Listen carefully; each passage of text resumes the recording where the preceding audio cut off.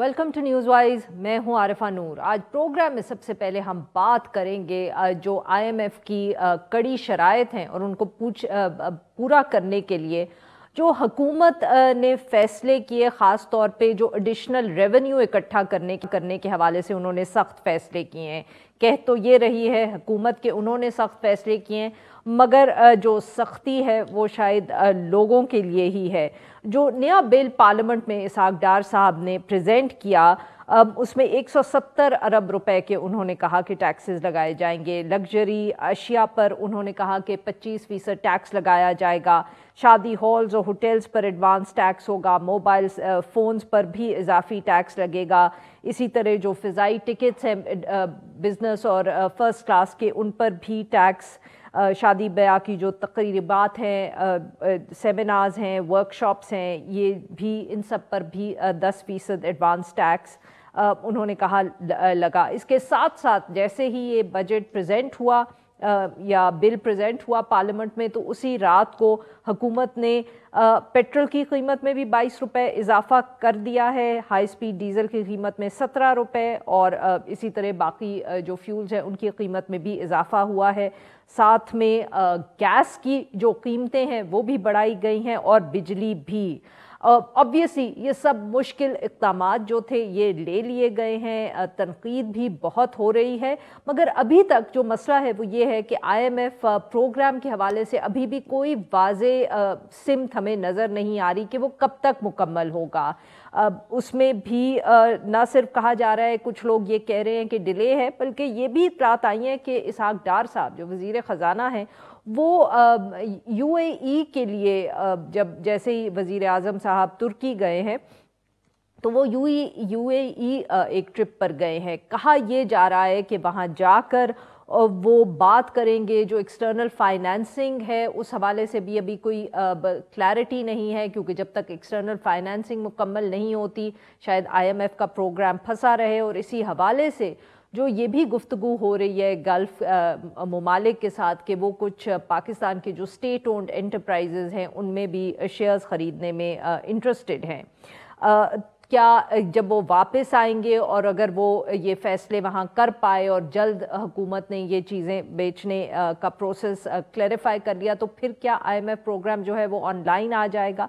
इन सवालों के हम आज जवाबात जानने की कोशिश करेंगे। इसके साथ ये भी अब गुफ्तगू हो रही है कि इसहाक डार साहब के हवाले से शायद पाकिस्तान मुस्लिम लीग नवाज़ जो है या जो कुछ इत्तेहादी जमातें हैं उनमें भी शायद कोई तनकीद हो रही है या सवाल उठाए जा रहे हैं कि जिस तरह उन्होंने ये आईएमएफ के सारे प्रोग्राम को मैनेज किया या इसमें ताख़ीर की मीडिया रिपोर्ट्स पिछले 2-3 दिनों में इस तरह की कुछ सामने आई हैं कि कैबिनेट में सवाल उठाए गए, या जो पार्टी की भी कोई एक आध मीटिंग्स हुई वहाँ भी कुछ लोगों ने इजहार किया इस तरह के अपने तहफ़्फ़ुज़ात का। और उसके साथ साथ हम बात करेंगे जो एक आजकल जिक्र हो रहा है इस्लामाबाद में कि कुछ जो सियासतदान हैं वो शायद एक नई जमात बनाने का सोच रहे हैं।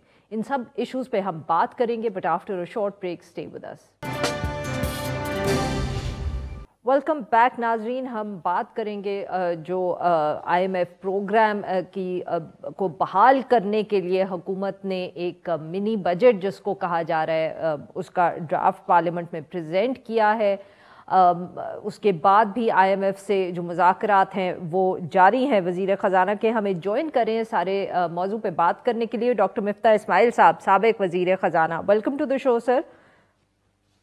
जी डॉक्टर साहब, आपने देखा जो इसहाक डार साहब ने ऑब्वियसली बिल प्रेजेंट किया पार्लियामेंट में, तो सर ये जो इतने महीने की ताख़ीर रही जिसमें डॉलर भी हमें शूट अप होते हुए देखा, ज़खायर भी हमारे जो थे फॉरेन रिजर्व्स के वो इतने कम हुए, तो कितनी कंसेशन सर आपको नज़र आई between the time that you negotiated with the IMF और आपने उनके साथ जो शराइत थी उनको फाइनलाइज किया था, और जब इतने महीनों की ताख़ीर के बाद डार साहब ने उनको इम्प्लीमेंट किया है, तो सर कोई फ़र्क तो पड़ा होगा? जी, मेरे ख्याल से थोड़ी सी कंडीशंस आप समझ लीजिए कि और मुश्किल हो गई है। 4 महीने पहले ये कर लेते तो ज़ाहिर है आसान हो जाती, क्योंकि آپ کا جو 4 مہینے میں جو غلطیاں ہوئی ہیں، جس ریزرو کم ہوئے ہیں وہ نہیں ہوتے. آج اگر ہم 8-9 بلین پہ کھڑے ہوتے تو ظاہر ہے کہ وہ فرق ہوتا. میں سمجھتا ہوں کہ تھوڑا ریونیو جو ہے ہمارا وہ بھی زیادہ ہوتا، تو یہ ریونیو جو 170 ارب روپے کا جو بل لے کر آئے ہیں شاید اس کی ضرورت نہ ہوتی. لیکن بہرحال جو فنڈامنٹل آئی ایم ایف کی بات تھی کہ آپ کرنسی کو انٹرفیئر نہ کریں، آپ بجلی اور گیس کے ایکچوئل کاسٹ جو ہے آپ کی کم از کم وہ پاس آن کرنے کی کوشش کریں. وہ آئی ایم ایف کی بات جو تھی وہ ماننی پڑی ہے، اور پہلے بھی ماننی تھی اور اب مانی تو تھی. اچھا ڈاکٹر صاحب یہ بتائیے گا کہ یہ ابھی بھی مگر کہا جا رہا ہے کہ تاخیر ہے، آئی ایم ایف کے ساتھ وقت لگے گا، ہو سکتا ہے مارچ کا مہینہ ہو جائے اگریمنٹ فائنل ہوتے ہوئے. تو سر اب کیا رہ گیا ہے جو ابھی بھی جس کے اوپر امپلیمنٹیشن کرنی ہے؟ ایک آبویسلی انٹرسٹ ریٹ کا ذکر ہو رہا ہے، دوسرا کہا جا رہا ہے کہ اسحاق ڈار صاحب جو یو اے ای کے ممالک ہیں ادھر گئے ہیں ملاقات کے لیے، وہاں سے وہ جو یا ایکسٹرنل فنڈنگ ہے یا جو کچھ اسٹیٹ اونڈ انٹرپرائزز کی فروخت کا ذکر ہو رہا ہے، یہ چیزیں فائنلائز کرنے گئے ہیں. Sir what is the delay now? مطلب جہاں تک میں جانتا ہوں اب اسٹاف لیول اگریمنٹ انشاءاللہ ہو جائے گا چند دنوں میں. فنڈ سے ساری چیزیں طے ہو چکی ہیں، اور جیسے ہی اسٹاف لیول اگریمنٹ ہو جائے گا تو پھر ہم انشاءاللہ تعالیٰ ود ان 3 ویکس اور منتھ آف دیٹ انشاءاللہ تعالیٰ پیسے مل جائیں گے پاکستان کو. 1 مہینہ تو یہاں سے کم از کم لگے گا، اسٹاف لیول اگریمنٹ کو بھی 1 ہفتہ لگ جائے گا. لیکن میرے خیال سے میجر چیزیں ہو گئی ہیں. اسٹاف لیول اگریمنٹ کے بعد آپ کو پیسے دکھانے ہوتے ہیں کہ آپ کے پاس ایکسٹرنل فائنینسنگ ہے. اس کے لیے ہو سکتا ہے کہ ان کی بات کرنی ہو، لیکن وہ مطلب کبھی کبھی آپ کو یہ کہ یو اے ای، سعودی عرب، قطر وغیرہ کے ممالک سے کچھ ڈپازٹس چاہیے ہوتے ہیں، لونز چاہیے ہوتے ہیں، سرمایہ کاری کے وعدے چاہیے ہوتے ہیں. وہ پہلے آ چکے تھے، لیکن جب ہم نے ایسی پالیسیز اختیار کی تو وہ پیچھے ہٹ گئے تھے. تو شاید اس کو رینیو ہونا پڑے، مجھے نہیں پتا اس کا. سر تو کیا جو یہ لوگ گفتگو کر رہے ہیں کہ ابھی انٹرسٹ ریٹ کو بڑھانا پڑے گا، یہ آپ کے خیال میں شرط نہیں ہے آئی ایم ایف کی؟ کیونکہ ابھی بہت سے لوگ اس کا ذکر کر رہے ہیں. جی آئی ایم ناٹ پریوی کہ آئی ایم ایف کی شرائط کیا ہے، مجھے نہیں ایگزیکٹلی پتا ہے کہ آئی ایم ایف کی شرط کیا ہے. لیکن اس میں کیونکہ یہاں پہ ایک مہنگائی بہت بڑھ گئی ہے اور انفلیشن جو ہے وہ مطلب بہت زیادہ ہے کمپیئر ٹو شرح سود. تو اس میں کوئی بہت زیادہ حیرت کن بات نہیں ہوگی اگر آئی ایم ایف نے یہ بھی شرط رکھی ہو کہ شرح سود بھی بڑھائی جائے. ویسے آئی ایم ایف وہ مانیٹری پالیسی کمیٹی کے اوپر چھوڑ دیتا ہے، لیکن کیونکہ اسٹیٹ بینک نے پچھلے 2 مہینے میں آئی ایم ایف سے غلط بیانی بھی کری ہے، اور اسٹیٹ بینک جو ہے وہ ایک دم وزارت خزانہ کے کی ایما پہ چلا ہے، اس کی مرضی پہ چلا ہے، تو شاید اب اتنا ٹرسٹ ڈیفیسٹ ہو گیا ہے کہ شاید وہ پہلے انٹرسٹ ریٹ بڑھوائیں گے اور پھر شاید آگے بڑھیں. اچھا ڈاکٹر صاحب، تنقید بھی ہو رہی ہے حکومت کے اوپر اس حوالے سے کہ ایڈیشنل ریونیو میجرز جو کرنے تھے، ٹیکسز لگا دیے گئے، ان سے آبویسلی انفلیشن پر بھی فرق پڑے گا، لوگوں پر بھی بوجھ آئے گا. مگر جیسے ایگریکلچر ٹیکس ہو یا ٹریڈرز کے اوپر ٹیکس ہو، آپ نے بھی اس کی کوشش کی تھی، یا اپنے جو خرچے کم کر سکتی تھی حکومت، اس طرح کا کوئی اقدام نظر نہیں آیا. Do you think sir that's a valid criticism? I think to the extent کہ ٹریڈرز کا ٹیکس ہے، I think that's a very valid criticism. کہ اگر 30 لاکھ دکاندار ہوں اس ملک میں اور صرف 22,000 اس میں سے دیتے ہوں، 22 لاکھ دکاندار ہوں اس ملک میں اور صرف 30,000 اس میں سے ٹیکس دیتے ہوں، تو ان کے اوپر ٹیکس لگانا چاہیے. آئی تھنک یہ ویلڈ کرٹیسزم ہے. ایگریکلچر ٹیکس جو ہے وہ ہم آئینی طور پر نہیں لگا سکتے وفاقی حکومت، وہ صرف صوبوں کا کام ہے اور صوبے بھی نہیں لگاتے. اس پہ بالکل کام ہونا چاہیے، اور اب یہ کہ ہم کو پھر اس کے بارے میں بات کرنی چاہیے کہ یہ بھی ایک سورس آف انکم ہے جس کو ہم اگنور نہیں کر سکتے. جو اخراجات کی بات ہے تو مسئلہ اتنا بڑا ہو گیا ہے کہ حکومت کے ٹوٹل حکومت کے خرچے 570-80 ارب روپے کے ہیں، لیکن خسارہ 5500 ارب روپے کا ہے. تو اگر آپ تھوڑے سے خرچے کم بھی کر دیں تو یہ سمبولک چیزیں ضرور ہوں گی، لیکن کچھ ہوگا نہیں. لیکن شور جو ایک آسٹریٹی کمیٹی بنائی ہے، انہوں نے کہا ہے کہ خرچے کم کرو. آپ حکومت کو اس وقت کم از کم یہ کہ اس سے پہلے کہ حکومت اگر ان لوگوں کو بوجھ ڈال رہی ہے، اور 1% جو ہے وہ آپ نے سیلز ٹیکس بڑھا دیا ہے غریب لوگوں کی اشیاء خرد و نوش کے اوپر، صابن کے اوپر، ٹوتھ پیسٹ کے اوپر، واشنگ پاؤڈر کے اوپر، تو ادھر اگر آپ یہ کرنے جا رہے ہیں تو کہیں نہ کہیں ایک سمبولکلی کم از کم اور کچھ نہیں تو ایک شاید وہ دکھا سکتے تھے اپنا خرچہ اتنا۔ ڈاکٹر صاحب یہ بتائیے گا کہ یہ آسٹیریٹی کی کمیٹی کا تو بہت ذکر ہو رہا ہے، مگر یہ غالباً کافی عرصے پہلے ہم نے یہ بھی سنا تھا کہ کیونکہ امپورٹ کا جو بل ہے، اگر اس میں ایک بہت بڑا جو خرچہ ہے وہ پیٹرول کے حوالے سے ہے، تو آپ انرجی کو کنزرو کرنے کی کوشش کریں۔ سر کیا یہ مطلب کہ اس کے اوپر پھر ایک تو مطلب کہ پورا سال تقریباً یا 6 مہینے لگا دیے حکومت نے یہ سوچنے میں کہ یہ اقدام ہو سکتے ہیں، پھر وہ لسٹ بھی بن گئی، ہمیں بتایا بھی گیا، ابھی تک وہ امپلیمنٹ نہیں ہوا۔ Is that really so difficult? نہیں ڈیفیکلٹ نہیں ہے نا، سیم ریزن جو آپ دکانداروں کے اوپر ٹیکس نہیں لگاتے، انکم ٹیکس، وہی ریزن ہے کہ جس میں آپ دکاندار کو آپ یہ بھی نہیں کہتے کہ آپ اپنی دکانیں تھوڑی جلدی بند کر لیں، مارکیٹیں جلدی بند کر لیں، وہی آپ پولیٹیکل پاور سے آپ ان کے ڈرتے ہیں، تو آپ نہ ان سے یہ کہہ سکتے ہیں کہ تم ٹیکس دو، اور نہ ان سے آپ یہ کہہ سکتے ہیں کہ آپ اپنی دکانیں جو ہیں وہ 8 بجے بند سر کر معاف لیں یا کریے گا، 9 آپ کی بجے بند باتیاں کر لیں۔ کاٹ رہی ہوں کہ کووڈ کے دنوں میں حکومتوں نے بند کروائے نا سر، اس میں صوبائی حکومتیں بھی تھیں اور وفاقی حکومت بھی تھی، کووڈ کے دنوں میں انہوں نے مارکیٹس بند کروائیں، دیٹ مینس کہ ریاست اگر کرنا چاہے تو ہو سکتا ہے۔ اب کیا اتنا زیادہ وہ سیاسی فیصلہ ہو گیا ہے کہ وہ اب امپلیمنٹ نہیں ہو سکتا؟ جہاں تک مجھے یاد پڑتا ہے میاں شہباز شریف صاحب نے پوری کوشش کی تھی، اور جب انہوں نے بند کروانے کی کوشش کی تھی، اور اگر آپ کو یاد ہے کب کہ جیسے کوشش پرویز کی تھی الہی سر؟ صاحب چیف منسٹر بنے تھے تو انہوں نے یہ قدمیں ہٹا دی تھی، اور انہوں نے کہا تھا نہیں دکاندار کھلی رکھیں، تو اس کو سیاسی اس کا مقاصد پہ بھی استعمال کیا گیا ہے، لیکن کوئی حرج نہیں ہے کہ آپ دکانیں جو ہیں وہ تھوڑی سی جلدی بند کروا دیں اگر سر آپ کو آپ یہ اسلام سمجھ میں آباد آتا میں ہے۔ کون سی حکومت نے بند کروائیں؟ جی وہ آپ میں یہ خدا نخواستہ نہیں کہہ رہا ہوں، میں یہ کہہ رہا ہوں کہ ایک کوشش ہوئی تھی لیکن وہ نہیں رہی، اور ظاہر ہے کہ ایک سیاسی فیصلہ بھی ہے اور اس میں سیاست بھی انوالوڈ ہے، لیکن in any case energy conservation کے اور بھی بہت سارے طریقے ہوتے ہیں، یہ ایک واحد طریقہ تو نہیں ہے، لیکن in any case energy conservation اور پیٹرولیم کا بل جو ہے وہ کم کرنا پاکستان کے لیے بہت ضروری ہے۔ اچھا سر یہ بتائیں کہ اگر اتنے ہمارے فورن ریزروز کم ہیں، اور ابھی آپ کہہ رہے ہیں کہ مہینہ لگے گا before the agreement is finalized، تو سر کیا ہم یہ پھر سمجھیں کہ جو امپورٹس کے اوپر ابھی بین سا لگا ہوا ہے، قدغنیں ہیں، یہ مہینہ ایک اور چلیں گی؟ ایک مہینہ لگے گا میرے خیال سے، پیسے آتے آتے آئی ایم ایف سے اگریمنٹ، تو میرے خیال سے اسٹاف لیول اگریمنٹ تو اگلے ہفتہ ہو جائے گا۔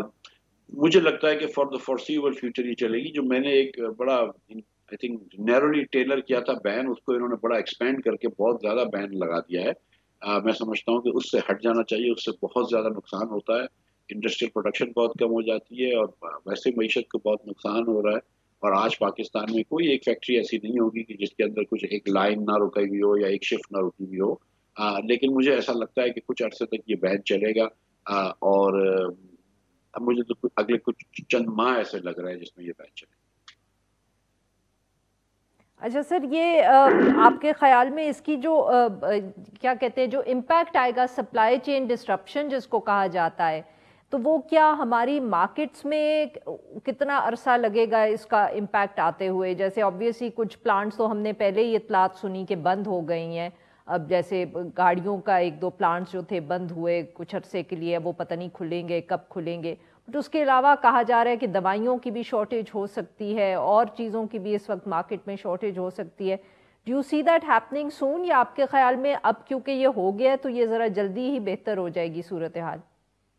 نو مجھے نہیں لگ رہا کہ کوئی ایسی سپلائی چین ڈسٹرپشن ہوگی، آئی تھنک کہ تھرو وان ٹرانزٹ ٹریڈ، تھرو ادر ہماری انڈسٹری جو ہے وہ تھوڑی موٹی چلتی رہے گی، کوئی ایسا ایبسولوٹ شارٹیجز نہیں آئیں گی انشاءاللہ، unless the government really just mishandles it، میرے خیال سے کوئی ڈسرپشن نہیں آئے گی، اور مجھے اس چیز کا بہت زیادہ فیئر نہیں ہے डिसरप्शन का मेरे ख्याल से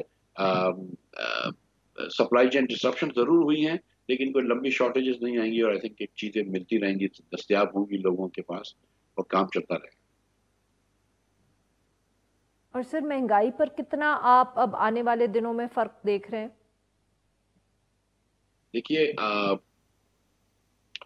महंगाई का ताल्लुक जैसे आप जानती है कि मनी सप्लाई से भी होता है, वो भी एक तेजी से बढ़ी है। हुकूमत की बोरोइंग बहुत बढ़ गई है और जो हुकूमत बोरो कर रही है वो डायरेक्टली या इनडायरेक्टली अब स्टेट बैंक को ही फाइनेंस करना पड़ रहा है, तो उससे जो है वो महंगाई बढ़ रही है। डिवैल्यूएशन का इफेक्ट भी है। लेकिन बहरहाल मतलब इसमें एक जो डिवैल्यूएशन की बड़ी वजह थी वो ये थी कि लोगों ने डॉलर खरीद के होल्ड करना शुरू कर दिए थे।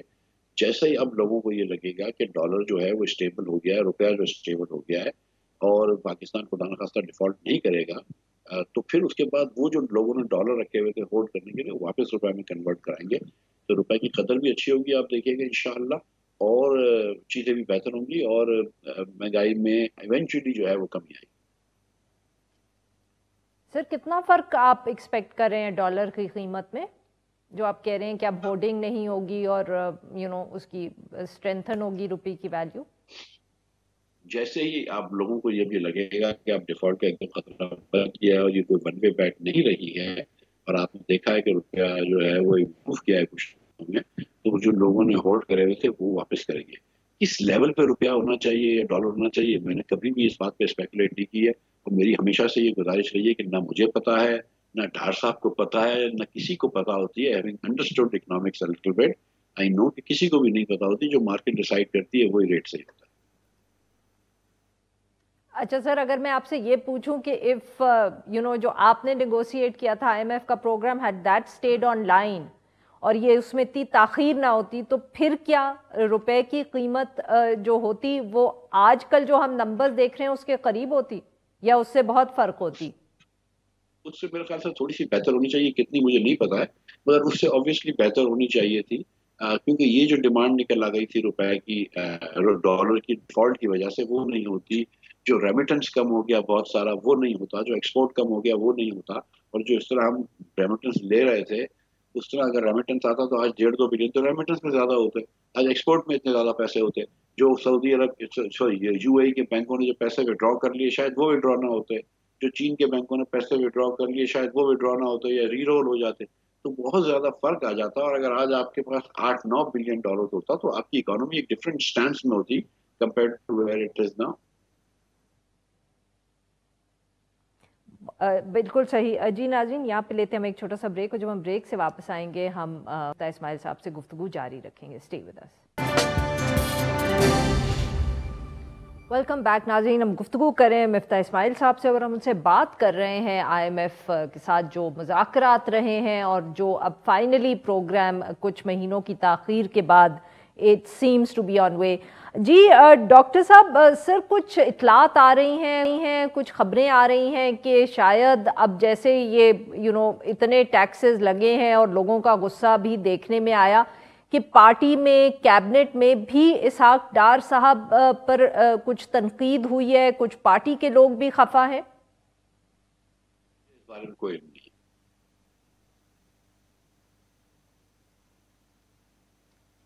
डॉक्टर साहब आपको आवाज आ रही है? जी, मैंने गुजारिश की कि मुझे इस बारे में कोई इल्म नहीं है कि अगर पार्टी के किसी लोगों ने या कोalition के और लोगों ने डार साहब के ऊपर खफगी का इजहार किया है, तो मुझे इसके बारे में इल्म नहीं है। सर ये कैसे हो सकता है? आपने किसी से नहीं सुना होगा, मीडिया रिपोर्ट सामने आ रही हैं एक के बाद दूसरी। मरियम नवाज साहिबा ने तो यहाँ तक कह दिया कि ये हुकूमत है ही नहीं मेरी, मेरा तो कोई ताल्लुक ही नहीं है इस हुकूमत से। पहले शायद आप लोग आपसे वो नाराज थे, उसके बाद फिर उन्होंने कहा कि चीफ ऑफ आर्मी स्टाफ जब तब्दील हुए तो उसके बाद हमारी हुकूमत बनी, और अब उन्होंने कहा है कि ये हुकूमत मेरी तो है ही नहीं। जी, वो ये मैंने मरियम साहिबा का बयान जरूर मैंने देखा है, वो मेरी नजर से गुजरा है, लेकिन डार साहब के ऊपर क्या खफगी का इजहार हुआ है वो माँ सिवाय एक चैनल की कुछ शह सुर्खियों के अलावा मेरे सामने वो नहीं गुजरा है, तो मुझे इसके बारे में कोई भी इनसाइड इंफॉर्मेशन नहीं है। सर शाहिद खाकान अब्बासी साहब की मरियम नवाज साहिबा से मुलाकात हुई? जी बिल्कुल हुई है। سر کوئی آپ کا ذکر آیا، کچھ آپ کو کسی نے کانٹیکٹ کیا اسپیشلی جب سے یہ بل سامنے آیا ہے؟ کچھ پارٹی لیڈرشپ کو احساس ہوا کہ شاید آپ اتنے غلط نہیں تھے؟ میرے خیال سے اب تو پورے ملک کو اس بات کی سمجھ میں آ گئی ہے کہ جو میں کر رہا تھا وہ ایک دم صحیح کر رہا تھا. آپ چھوٹی موٹی اس میں وہ ٹائمنگ کے اوپر بحث کر سکتے ہیں، اور میرے خیال سے حکومت کے لوگ سمجھتے ہیں کہ ڈار صاحب نے 6 مہینے پہلے ہم کو انڈرمائن کیا وزیر بننے کے لیے، اور پھر جب وزیر بن گئے تو ان کو نہیں سمجھ آیا کہ کیا کرنا ہے، اینڈ انہوں نے بس اپنے ایگو کے لیے ملک کو بہت نقصان پہنچایا. لیکن وہ ایک انفارچونیٹ چیز ہے. لیکن ظاہر ہے کہ مسلم لیگ نون کو اس کا نقصان اٹھانا پڑ رہا ہے، اور اگر مسلم لیگ نون نے یہ غلطی کری ہے تو میرے خیال سے مسلم لیگ نون کو الیکشنز پہ، ہسٹنگز پہ اس کا خمیازہ بھگتنا ہوگا. جیسے کہ اس وقت پاکستانی عوام یہ مہنگائی کی وجہ سے اور ڈار صاحب کی غلط پالیسی کی وجہ سے اس کا خمیازہ بھگت رہی ہے. میرا کوئی کانٹیکٹ نہیں ہوا ہے کسی کی پارٹی کے سینئر لیڈرشپ سے. مجھے یہ البتہ پتا ہے کہ شاہد عباسی صاحب کی مریم نواز شریف سے ملاقات ہوئی تھی. پہلے وہ ان سے سنڈے کو ملنا چاہ رہی تھی اسلام آباد میں، شاہد صاحب اویلیبل نہیں تھے، تو انہوں نے کہا تھا میں جب نیکسٹ لاہور آؤں گا تو آپ سے مل لوں گا. تو آئی تھنک جمعرات کے دن ان کی ملاقات ہوئی. تو سر کیا گفتگو ہوئی مریم نواز صاحبہ اور شاہد خاقان عباسی صاحب کے درمیان؟ انہوں نے چاروں صوبوں کی سیاست کو ریویو کرا. کوئی ایسی سبسٹینشیل بات نہیں تھی. آئی تھنک کہ موسٹلی اٹ واز آپٹکس، یہ دکھانے کے لیے کہ ہماری شاہد بھائی اور پارٹی کے لیڈرشپ کی میٹنگ ہوئی ہے، بس یہ دکھانے کے لیے انہوں نے چاروں صوبوں کی جو مسلم لیگ کی جو اسٹرینتھ ہے اس کو ریویو کرا اور اس کے بارے میں بات چیت کری to the best of my knowledge. Sir آپ کا کیا خیال ہے کہ شاہد صاحب نے جو یہ استعفیٰ دیا ہے، کہا تو یہ بھی جاتا ہے کہ پارٹی میں اور لوگ بھی شاید کچھ ہوں جو اتنے خوش نہیں تھے مریم نواز صاحبہ کو اتنی کی پوزیشن دی گئی، بٹ شاہد عباسی صاحب واز دی اونلی ون جو اتنا فارملی اور اتنا پبلکلی پیچھے ہٹے ہیں. کیا اور لوگ ہیں جماعت میں جو شاید اتنی ہمت نہیں رکھتے اتنا پبلکلی فیصلہ کرنے کی؟ شاہد صاحب نے تو پہلے سے کہہ دیا تھا کہ جب یہ ہوگا تو میں چھوڑ دوں گا پارٹی کے عہدہ، اور یہ سعد رفیق صاحب نے بھی شاید کچھ ایسے اس بارے میں کچھ گفتگو فرمائی ہے ایک مرتبہ. میں کم از کم ایک دو اور لوگوں کو جانتا ہوں پارٹی کے جو سینئر لوگ ہیں جن کو مریم بہن نے سپر سیڈ کیا ہے، کہ جو اس فیصلے پہ بھی اور جس طرح یہ فیصلہ نازل ہوا کسی سے کنسلٹ کیے بغیر اس پہ بھی بہت زیادہ خوش نہیں ہے. لیکن بہرحال ریزائن کرنے کا صرف شاہد عباسی نے ہی قدم اٹھایا. ٹھیک sir, to come to your new project for lack of a better word, آپ شاہد عباسی صاحب، مصطفیٰ نواز کھوکھر صاحب، آپ لوگوں کا جو یہ ڈیبیٹ کہوں، تھنک ٹینکنگ کہوں، کیا کہوں، جو آپ لوگ سیمینارز کر رہے ہیں، تو سر بہت اس پہ یہ قیاس آرائی ہو رہی ہے، ابھی بھی ہو رہی ہے، آپ لوگوں نے اس کو ڈینائی بھی کیا ہے، مگر پھر بھی قیاس آرائی یہی ہو رہی ہے کہ آپ لوگوں کی کوشش ہے ایک پولیٹیکل پارٹی لانچ کرنے کی.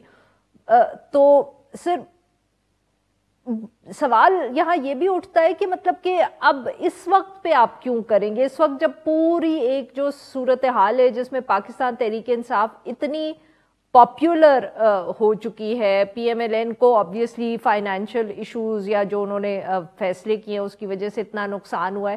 تو سر ایسے وقت میں آپ لوگ مطلب کہ بالکل ہی سائیڈ لائن پہ یہ پروجیکٹ چلا کے پارٹی بنا بھی لیں گے تو آپ لوگ تو بالکل کوئی اثر انداز نہیں ہو سکیں گے. کہاں جگہ ملے گی ایک نئی پارٹی کو آج کل؟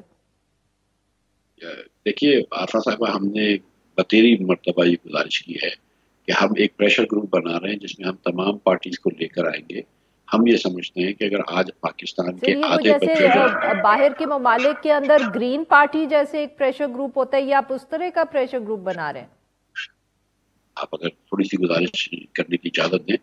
دیکھیے پاکستان میں آدھے بچے جو اسکول جا سکتے ہیں وہ اسکول نہیں جاتے. پاکستان کے اندر 44 بیبیز کا انتقال ہو جاتا ہے پہلے مہینے کے اندر، 40 کا، جو کہ لسیتوں کے بعد دنیا کا بدترین ریکارڈ ہے. پاکستان کے اندر one of the largest increase in population in the world. Hindustan اور بنگلہ دیش سے 2 گنا اور سری لنکا سے 3 گنا زیادہ پاپولیشن بڑھ رہی ہے. صرف ہم 15 سال پاپولیشن سری لنکا کے برابر انڈیا کے برابر لے آتے تو آج ادھر 2.5 سے 3 کروڑ لوگ کم ہوتے. تو پاکستان تو افیکٹولی گورننس ہے ہی نہیں. اتنے بڑے بڑے ڈیفیسٹ کر رہے ہیں آپ, کرنٹ اکاؤنٹ ڈیفیسٹ کر رہے ہیں, ٹریڈ ڈیفیسٹ کر رہے ہیں آپ, ڈیفالٹ کے نہج پہ کھڑے ہوئے ہیں آپ. پاکستان کے اندر کیا چیز اچھی چلتی ہے؟ نہ بچوں کو آپ تعلیم دے سکتے ہیں, نہ آپ پانی دے سکتے ہیں, نہ آپ صحت دے سکتے ہیں, نہ آپ سڑکیں اچھی بنا سکتے ہیں, نہ آپ لا اینڈ آرڈر اچھی بنا دے سکتے ہیں. اور یہ کسی ایک حکومت کی بات نہیں ہے. ہم نے ماشاء اللہ دیکھ لیا, ہم نے عمران خان دیکھ لیا, ہم نے زرداری دیکھ لیا, ہم نے نواز شریف دیکھ لیا, ہمیں تو کوئی امپروومنٹ نظر نہیں آئی. جو عام پاکستانی ہے وہ تو بیچارہ اسٹنٹڈ بچہ ہے. سر آپ پھر 3 اکٹھے کیسے کر لیں گے یہ امپروومنٹ؟ یہی تو سوال پوچھ رہے ہیں نا سر. جب یہ اتنی بڑی بڑی جماعتیں فیل ہو گئیں تو آپ 3 لوگ سیمینارز کر کے کیسے فرق ڈالیں گے؟ یہ تو ہم باتیں صحافی کرتے ہیں جس طرح کی آپ لوگ اب گفتگو کر رہے ہیں. جی یہ ہماری تو پارٹیاں جو ہیں اس میں کمپیٹنس نہیں ہے. یہ بات آ چکی ہے نا. میں سچ میں آپ سے گزارش کر رہا ہوں کہ اوور دا ایئرز ہم نے جو دیکھا ہے, نہ عسکری قیادت کے اندر وہ کمپیٹنس ہے جو انڈرسٹینڈ کہ ملک کا مسئلہ کیا ہے, نہ کبھی آپ کو لگتا ہے کہ نہ جوڈیشری کو سمجھ میں آ رہا ہے. ہم نے ایک بار ڈیسائیڈ کیا کہ ہم پاکستان بھر میں یہ کریں گے. ون پاکستان فورم ہم نے بنایا کہ سب پاکستانی ایک ہیں, سب کو ساتھ لے کے چلنا ہے. بلوچ بچے کو بھی ساتھ لے کے چلنا ہے, مہاجر بچے کو بھی ساتھ لے کے چلنا ہے, پنجابی بچے کو بھی ساتھ لے کے چلنا ہے, سب کو تعلیم دینی ہے. اور وہ جو ہم لے کر چلیں گے پاکستان انشاءاللہ تعالی. ہم اب ایک راؤنڈ ٹیبل کانفرنس کریں گے آفٹر آور 6 سیمینارز 5 سیمینارز. اسلام آباد کے سیمینار کے بعد ہم سارے اسٹیک ہولڈرز کو لے کے بیٹھیں گے کہ بتاؤ کس طرح آگے لے کر چلنا ہے. یہ ہماری کون سے اسٹیک ہولڈرز ہیں سر؟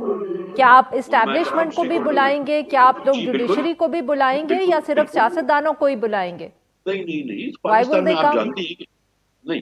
دیکھیں میں گزارش یہ کر رہا ہوں کہ جو بھی لوگ ہوں گے اوبیسلی کرنٹ سروس نہیں آئیں گے جوڈیشری کے جج, لیکن ریسنٹلی ریٹائرڈ ججز کو بلا سکتی ہیں آپ, ریسنٹلی ریٹائرڈ جنرلز کو بلا سکتی ہیں, ریسنٹلی ریٹائرڈ بیوروکریٹس کو بلا سکتے ہیں, بزنس مین کو بلا سکتے ہیں, میڈیا کے لوگوں کو آپ جیسے جید اینکران اور مالکان جو میڈیا کے ہیں ان کو بلائیں گے. ان سب کو لے کے بیٹھیں گے, علماء کرام کو لے کے بیٹھیں گے جو بار بار دھرنے کرتے ہیں, دیگر چیزیں کرتے ہیں کہ یہ ملک جو ہے اس کے اندر آپ نے لوگوں کو خوار کر دیا ہے.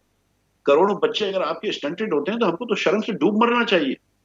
تو اگر اب بھی ہم یہ باتیں کر رہے ہیں کہ یہ آئے گا تو یہ ہو جائے گا تو وہ آ جائے گا تو عمران خان آئے گا تو ہی پتہ نہیں ملک میں. تو سر معاف کریے گا سر آپ کی بات کاٹ رہی ہوں, ذرا وقت کم ہے. تو سر پھر یہ جب آپ سب اسٹیک ہولڈرز کو بلائیں گے, وہاں بیٹھیں گے, بات ہوگی, سر وہاں بھی تو مطلب کہ یہ بھی تو اب معذرت کے ساتھ پوچھنا پڑتا ہے کہ اب سب کو پتہ ہے مسائل کیا ہیں اور سب کو شاید یہ بھی معلوم ہے کہ حل کہاں ہے. مگر جیسے آپ خود ابھی تھوڑی دیر پہلے کر رہے تھے کہ جی سیاست ہو جاتی ہے تو کوئی مشکل فیصلے نہیں کرنا چاہتا, تو اب اس کانفرنس روم میں ایسا کیا کمال ہو جائے گا جو ابھی تک اتنے کرائسیز کے باوجود حکومتیں نہیں کر پائیں؟ You have to have a road map, and what is that road map? مطلب کہ کچھ 5 سٹیپس تو ہمیں بتائیں نا جس سے لگے کہ یہ ہوگا اور پھر فرق پڑے گا. میڈم میں آپ سے گزارش کرتا ہوں کہ ایک تو پاکستان میں بالکل یہ لوگوں کو نہیں پتا کہ مسئلے کیا ہیں, سیاسی لیڈران کو بھی نہیں پتا کہ مسئلے کیا ہیں, بیوروکریٹس کو بھی نہیں پتا مسئلے کیا ہیں, ججز کو بھی نہیں پتا, عسکری قیادت کو بھی نہیں پتا. I think many people don't understand. سر معاف کریے گا, سخت بات کرنے لگی ہوں. ہم سب کو پتا تھا نا, آپ لوگوں نے جب حکومت لی تھی کیا سب کو معلوم نہیں تھا؟ بہت سے لوگوں کو نہیں معلوم تھا کہ کتنے مسائل پچھلے سال ہوں گے. The only ones who were not willing to understand was perhaps Pakistan Tehreek Insaf جب وہ پاور میں تھی اور اس کے بعد جب آپ لوگ پاور میں آئے. لیکن نہیں, میں نہیں سمجھتا ہوں کہ لوگوں کو نمبر 1 پتا ہے کہ پاکستان میں مسئلے کیا ہیں. یہ سب کو پتا ہے کہ پاکستان میں پانی نہیں آتا ہے سب گھروں میں, لیکن یہ نہیں پتا کہ کیوں نہیں آتا. تو ایک پاکستان میں مسائل کیا ہیں یہ لوگوں کو نہیں پتا, اور ان مسئلوں کا حل کس طرح کیا جائے گا یہ بھی نہیں پتا. یہ بات سب کو پتا ہے کہ پانی نہ دینے کا مسئلہ ہے, حل جو ہے اس کا یہی ہے کہ آپ پانی دینا شروع کر دیں, لیکن پانی کیوں نہیں آتا یہ آپ کو سمجھنا ہے. ہم جیسے بات کرتا ہوں میں کہ کراچی کے اندر ہر آدمی کو پانی کا پینے کا پانی ملتا ہے, لیکن دا فیکٹ اس کے لائنوں میں نہیں ملتا, آپ کو خریدنا پڑتا ہے, پیچھے سے ٹینکر وغیرہ روک لیتے ہیں, ہائیڈرنٹس روک لیتے ہیں. آپ کو انڈیمک کرپشن ہے سسٹم کے اندر. سر ٹینکرز کو کون چلاتا ہے؟ سر ٹینکرز کے پیچھے کون ہے آپ نہیں جانتے؟ دیکھیں میڈم, صرف جاننا جو ہے وہ کافی نہیں ہے نا, اس کا سد باب کرنے ضروری ہو گئے. اب مطلب اگر 75 سال بعد پاکستان جو ہے وہ بینکرپٹ کی نہج پہ کھڑا ہوا ہے, اور جس سے میری جان جلتی ہے کہ ہمارے پاس یا میرے پاس $3 بلین ہو اور انڈیا کے پاس $600 بلین ہو, تو یہ this is not right. I mean मतलब ये हम इधर कैसे पहुंच गए कि बांग्लादेश हमसे 30-40 50% ज्यादा एक्सपोर्ट करे. तो हम पाकिस्तान को हमने नहीं संवारा है, हमने बिगाड़ दिया है पाकिस्तान को. हम इंशाल्लाह ताला उसके अंदर चेंज लेके आना बिल्कुल ठीक. बहुत बहुत शुक्रिया डॉक्टर मिफ्ता इस्माइल साहब, आपके लिए वक्त निकाला. नाजरीन, यहाँ पे लेंगे हम एक छोटा सा ब्रेक. जब हम ब्रेक से वापस आएंगे तो हम बात करेंगे जो एक नौजवान पॉलिटिकल वर्कर को सज़ा दी गई है एक ट्वीट के लिए. Stay with us.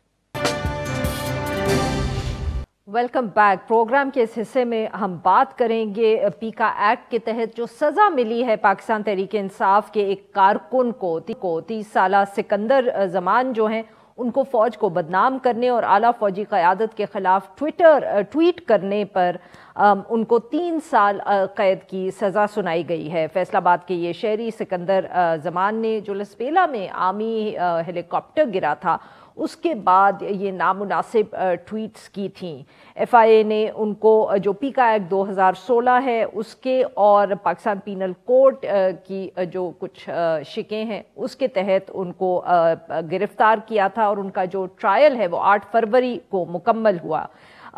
फैसले में ये कहा गया है कि उन्होंने जो अपने ट्वीट्स हैं उनसे इनकार नहीं किया बल्कि उन्होंने माना कि उन्हीं का ट्विटर अकाउंट है. मगर कुछ लोग ये कह रहे हैं कि इनके ट्विटर अकाउंट पे 200 से कम फॉलोअर्स थे और ये सवाल भी पूछा जा रहा है कि इतने कम अगर फॉलोअर्स हों तो क्या सचमुच इतना वो गुमराह कर सकते हैं लोगों को कि उनको 3 साल की सज़ा दी जाए. इस सारे मौजू पे बात करने के लिए आज हमारे साथ मौजूद है निगत दाद साहिबा, माहिर हैं और सरबराह है digital rights foundation. Welcome to the show निगत साहिबा. जी निगत साहिबा, आपके सामने है ये वाक़या. कुछ लोग सवाल उठा रहे हैं सज़ा जो है इतनी ज़्यादा एक ट्वीट के लिए और वो भी जब फॉलोअर्स इतने ज़्यादा नहीं थे. क्या ये इश्यूज़ हैं ऐसे जिसको हम अंग्रेज़ी में कहते हैं मिटिगेटिंग सर्कमस्टांसेस कि आपके फॉलोअर्स बहुत कम हैं तो इतना असर नहीं हो सकता? ये देखें, एक तो ये आरफा एक हम 2 क्वेश्चंस इस वक्त हम डील कर रहे हैं. एक है लार्जर क्वेश्चन, हमारा जो रेगुलेटरी फ्रेमवर्क है जो हमारी ऑनलाइन स्पेस को रेगुलेट करता है उसकी लेजिटिमेट होने के हवाले से जो कि पैका है, वो हमने पहले भी आपके प्रोग्राम्स में काफ़ी दफ़ा उस पर बात की है. और दूसरा ये वाली बात है कि जो सेक्शन 20 की एप्लीकेशन है पैका की, बट ऑल्सो बाकी जो PPC के सेक्शंस हैं दफ़ा 500 और 501 जो लगाई गई है, 505 भी. तो ये एक तो जो लार्जर रेगुलेटरी फ्रेमवर्क है आरिफा, वो हमारा काफ़ी फ्लॉड है. इस पे बारहा बात भी हो चुकी है कि जब एक फ्लॉड एक कानून है जो कि हर हुकूमत के उसमें दौर में इस्तेमाल हुआ है, गैर मुनासिब तरीके से वेपनाइज हुआ है लोगों की फ्रीडम ऑफ एक्सप्रेशन के खिलाफ, उनका जो ऑनलाइन जो एक्सेस है इंफॉर्मेशन का उसके खिलाफ, तो क्यों किसी हुकूमत ने क्यों ऐसी कोई कदम नहीं उठाया जिसपे उस कानून के हवाले से कोई रिफॉर्म आ सके या कोई कदम उठाया जा सके. और वो निगत साहबा, माफ करिएगा आपकी बात यहाँ काट रही हूँ. कुछ लोग तो ये भी कहते हैं कि अतहर मिनल्ला साहब ने या इस्लामाबाद हाई कोर्ट में जब ये इशू गया था तो उन्होंने काफी दफात जो थी निकाल दी थी, काफी सेक्शंस उड़ा दिए थे. जी बिल्कुल. और अब देखें ना, इसी FIR में सेक्शन 20 जो है वो भी डाला हुआ है पैका का. अब वो सेक्शन 20 जो है वो उसका पार्शली जो है वो स्ट्रक डाउन अतर मिनल्ला साहब ने कर दिया था, इस्लामाबाद हाई कोर्ट ने. और उन्होंने अपनी जजमेंट में बहुत खूबसूरत अल्फाज में वजाहत भी की थी कि जो डेफोमेशन है वो इदारों की नहीं हो सकती. और इवन जो जजेस हैं उनके भी हवाले से काफी जब एतराजात उठाए जा रहे थे कि उनकी डेफमेशन ऑनलाइन हो रही है, तो उन्होंने कहा कि जजेस उस पोजीशन में हैं जिसमें वो एक लार्जर सोसाइटी को उनके जो जजमेंट्स हैं वो इम्पैक्ट करती हैं और वो अकाउंटेबल हैं अवाम के सामने। तो अगर किसी भी जज की पार्शियलिटी जो है वो कॉम्प्रोमाइज नहीं होती अगर लोग उनके बारे में ऑफेंसिव ट्वीट्स कर रहे हैं। हाँ, जहां डेफमेशन की बात आती है तो आपकी डेफमेशन के कवानीन मौजूद हैं, लेकिन एक बात मैं वाजे करना चाहूंगी आरिफा कि एक ऑर्डिनेंस पीटीआई के दौर में लाया गया था जो कि पैका का ही एक एक्सटेंडिंग स्टेप था और उसको भी इस्लामाबाद हाई कोर्ट ने इस वजह से स्ट्रक डाउन कर दिया था क्योंकि उसमें इदारों की डेफमेशन की बात हो रही थी और इस्लामाबाद हाई कोर्ट ने कहा कि इदारों की डेफमेशन जो है वो नहीं आती कवानीन में, सिर्फ अफराद की जो डेफमेशन है। निगत साहिबा, वक्त जरा कम है तो प्लीज ये बताइएगा, ये जो 3 साल की सजा है क्या ये अब फ्रेमवर्क के अलावा जो आपने हाईलाइट करना था इशू, क्या ये हम इस पे सवाल उठा सकते हैं कि 3 साल की सजा कितनी मुनासिब या नामुनासिब है ऐसे केस में? देखिए ना, अब अगर कानून में 3 साल की सजा है तो उन्होंने वही देनी है, लेकिन बात ये उठती है कि अगर वो ऑलरेडी स्ट्रक डाउन कर दिया इस्लामाबाद हाई कोर्ट ने, तो क्या जो जज जो ये फैसला सुनाने वाले हैं, क्या उनके इल्म में ये बात नहीं थी कि वो किस दफा के हवाले से ये कर रहे हैं? और इसके अलावा दफा 501 और 505 के हवाले से भी जस्टिस बाबर सत्तार साहब ने एक FIR को क्वैश किया हुआ है, ये भी पिछले साल नवंबर में हुआ था। उन्होंने कहा था सिर्फ एक ट्वीट के ऊपर जो है वो इदारों में म्यूटनी नहीं होती है और वो भी इनसिग्निफिकेंट ट्विटर अकाउंट की तरफ से। तो ये बातें ऑलरेडी हायर कोर्ट्स ने इसकी थ्रेश होल्ड जो है वो सेट की हुई है, लेकिन अगर आपके जजेस को ही ट्रायल कोर्ट में नहीं पता कि इस्तेमाल इसका करना है या नहीं करना या क्वेश्चन करना है लॉ इन्फोर्समेंट को, उन्होंने कैसे ये FIR दर्ज की है? और एक मोरल सवाल भी उठता है आरिफा, वो ये कि एक आपके माशरे में लोगों को पता ही नहीं है डिजिटल लिटरेसी का, जहां पे किसी ने उनको लगाया वो ऑनलाइन उसी नैरेटिव पे चल पड़े, तो क्या अब हम ऐसे लोगों की जिनके 200 फॉलोअर्स हैं उनके खिलाफ आप FIR कराने शुरू कर देंगे? ये तो इंतहाई एक बड़ी ही मोरालिटी पे भी क्वेश्चन आता है कि माशरा कहाँ जा रहा है। तो ये तमाम चीजें जो बहुत शुक्रिया आपने हमारे लिए वक्त निकाला। नाजरीन, आज के लिए बस इतना ही। Now we will be back on Monday.